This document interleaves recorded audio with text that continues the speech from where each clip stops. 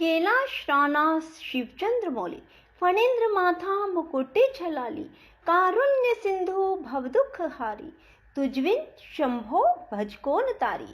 ओम नमः शिवाय। बंधुओं, संस्कार की बातें चैनल में आपका स्वागत है। बंधुओं, आज मैं आपको सावन मास महात्म की कथा का दूसरा अध्याय श्रवण कराने जा रही हूँ। बंधुओं, जो मनुष्य भी श्रावण मास की कथा को सुनते हैं, भगवान शिव शंकर भोलेनाथ उनकी हर मनोकामना शीघ्र पूरी करते हैं। बंधुओं, यदि आप चाहते हैं कि आपकी इच्छाएं पूरी हों, तो आप सावन मास का फायदा उठाएं और सावन मास में भगवान शिव शंकर को प्रसन्न करें। भगवान शिव शंकर को प्रसन्न करने के लिए सावन मास में रोजाना सुबह जल्दी उठें और नित्य कर्म आदि करने के बाद या फिर नित्य कर्म करने से पहले भगवान शिव शंकर भोलेनाथ के मंदिर में जाएं और भगवान को जल अर्पित करें, दूध अर्पित करें, बिल्व पत्र अर्पित करें और साथ ही फूल अर्पित करें। बंधुओं, यदि आप सावन मास में भगवान शिव शंकर भोलेनाथ को प्रसन्न कर लेते हैं, तो भगवान आपकी हर मनोकामना शीघ्र पूरी करेंगे। बंधुओं, यदि आपने हमारे YouTube चैनल संस्कार की बातें अब तक सब्सक्राइब नहीं किया, तो जरूर करें और बेल आइकन दबाना ना भूलें, ताकि आपको हमारी आने वाली सभी वीडियोस की जानकारी सबसे पहले हो सके। बोलो शिव शंकर भोलेनाथ की जय। बम बम भोले, बम बम भोले। भगवान शिव सनत कुमार जी से बोले, हे महाभाग ब्रह्मापुत्र, आप नम्र हैं। यही कारण है कि आप बड़े श्रद्धालु हैं, समस्त सद्गुणों से युक्त श्रोता हैं। हे अनग, आपने जो श्रावण मास के बारे में मुझे पूछा है तथा जो कुछ आपने पूछा भी नहीं है, मैं सहर्ष आपसे कहता हूँ। शत्रुता रहित प्राणी तो प्रिय होता ही है।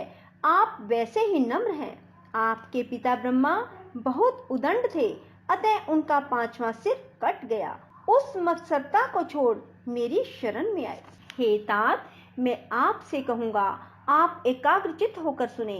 हे योगी श्रेष्ठ, श्रावण मास में नियम से रहकर मनुष्य सायंकाल 4 बजे भोजन करे, 1 मास तक रुद्र अभिषेक करें, अपनी प्रिय किसी वस्तु को छोड़ देवे, पुष्प, फल, धान्य, तुलसी की मंजरी युक्त दल, बिल्व पत्रों से भगवान शिव की लक्ष्य पूजा करे, कोटिलिंग अर्चना करे, ब्राह्मणों को प्रेम पूर्वक भोजन करवाए, नियम का पालन करे, उपवास करे, पंचामृत से अभिषेक, चूंकि मुझे अति प्रिय है, उसे भी अवश्य करे।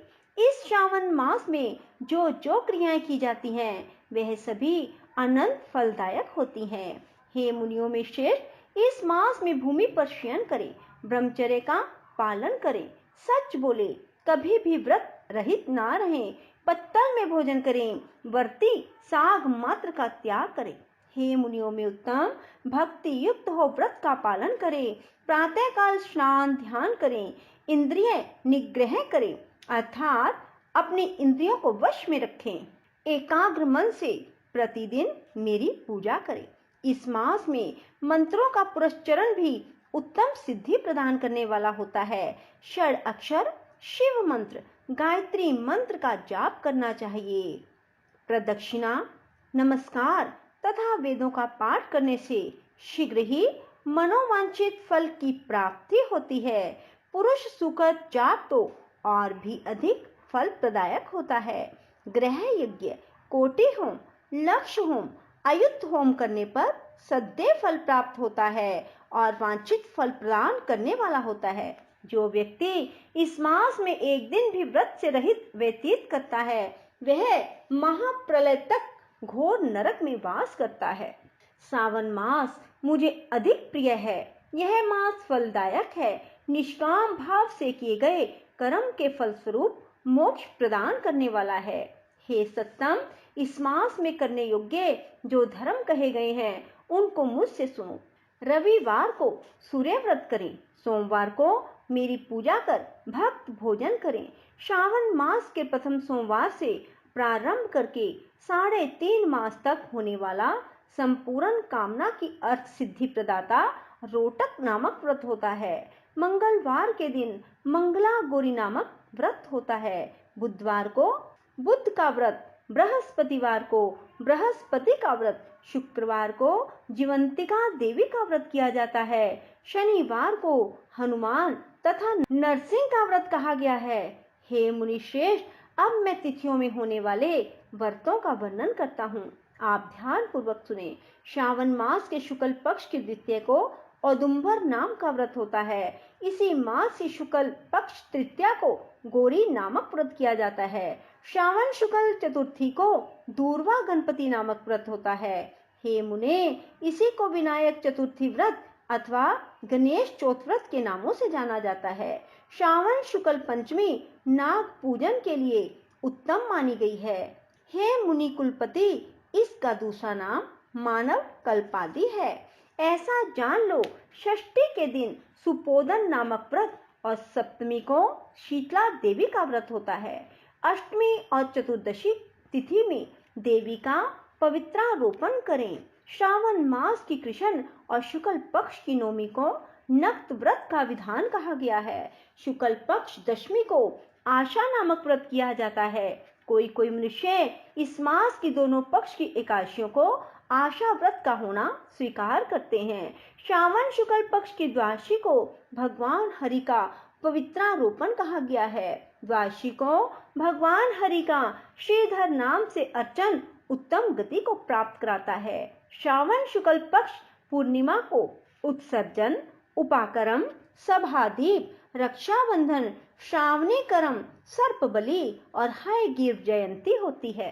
हयग्रीव नाम का भगवान विष्णु का अवतार माना गया है। ये सातों काम श्रावण शुक्ल पूर्णिमा को किए जाते हैं।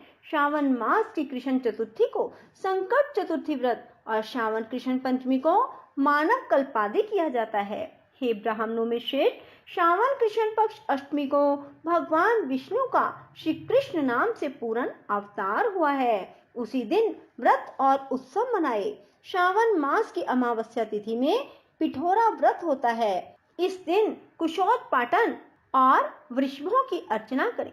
शुक्ल पक्ष की प्रथमा से लेकर समस्त तिथियों के अलग अलग देवी देवता होते हैं।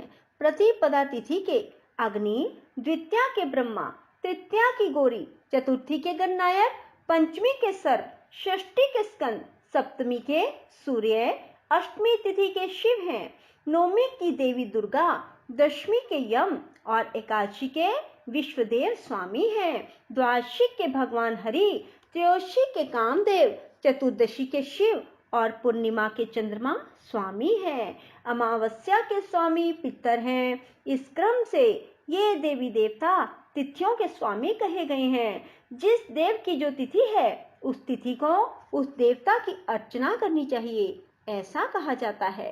हे मुनिश्रेष्ठ, इसी मास में प्राय अगस्त्य का उदय होता है। मैं उस समय का वर्णन करता हूँ, आप एकाग्रचित होकर सुनिए। सिंह राशि पर सूर्य के संक्रमण दिन से 12 अंश 40 घड़ी बीत जाने पर अगस्त्य ऋषि का उदय होता है।